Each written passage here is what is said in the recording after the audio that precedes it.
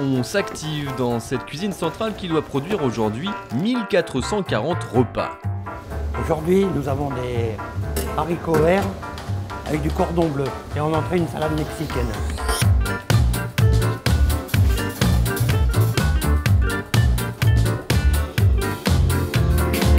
Direction les écoles de l'agglomération du Pays de l'Or.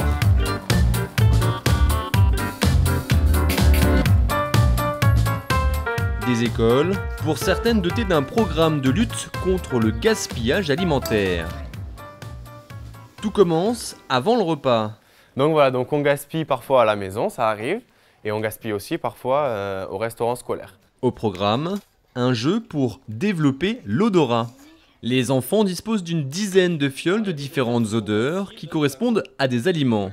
Mais pas si simple de toujours les reconnaître. En tout cas, ce que je sais, c'est que c'est certainement pas banane. L'ananas ou la pomme. C'est la pomme. Moi, je dis que c'est la pomme. Non, c'est ananas. Voilà, c'est ananas. Donc on travaille sur la vue, sur le goût, et là pour le coup sur l'odeur, sur l'odorat. Donc pour permettre aux enfants d'utiliser leur sens au maximum lorsqu'ils ont un plat devant eux, pour reconnaître tous les différents ingrédients, les différentes odeurs et les mettre en appétit. Des jeux pour sensibiliser les enfants afin qu'ils apprécient mieux la nourriture. Mais ce n'est pas tout. Au moment du service, 2 quantités sont proposées. Vous avez vu les gars là, aujourd'hui, voilà ce qu'on fait, enfin ce qui va se passer tous les jours maintenant, c'est que vous aurez 2 assiettes qui seront présentées et donc vous aurez une quantité qui sera plus importante que l'autre.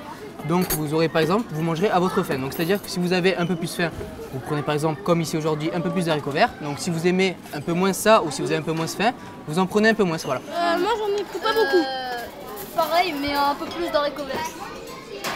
Ajuster les quantités servies et aussi s'adapter au goût des enfants.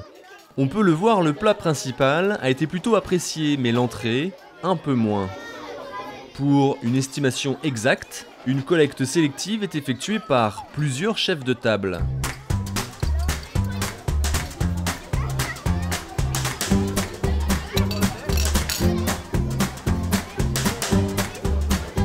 Puis, l'heure de vérité, la pesée. 2412. C'est mieux que la dernière fois quand même, à chaque fois on fait de mieux en mieux quand même. On fait de mieux en mieux. Au bout du compte, les élèves, chiffres à l'appui, pourront proposer de modifier une recette avec l'aide d'une diététicienne. Mieux adapter les quantités et les recettes, une équation payante. À peu près 30% de la production qui était jetée. On est passé à 19% environ là. Donc ça fait une baisse assez sensible. La loi sur la transition énergétique entend réduire de 50% le gaspillage alimentaire d'ici 2050. À ce jour, la restauration collective est responsable d'un tiers de ce gâchis. Si en restauration collective, moi je l'ai vu pour certaines opérations, on arrive à baisser 20, 30, 40, voire 50% le gaspillage alimentaire, eh bien on peut dire que même sans attendre 2050, en fait, on serait déjà pas loin des résultats que l'on souhaite atteindre. Et l'enjeu aussi important, c'est que le gaspillage alimentaire a aussi des effets sur le gaz à effet de serre. Donc moins on gaspille, moins on produit de gaz à effet de serre. En septembre 2016, tous les établissements scolaires seront tenus de mettre en place un programme de lutte contre le gaspillage alimentaire.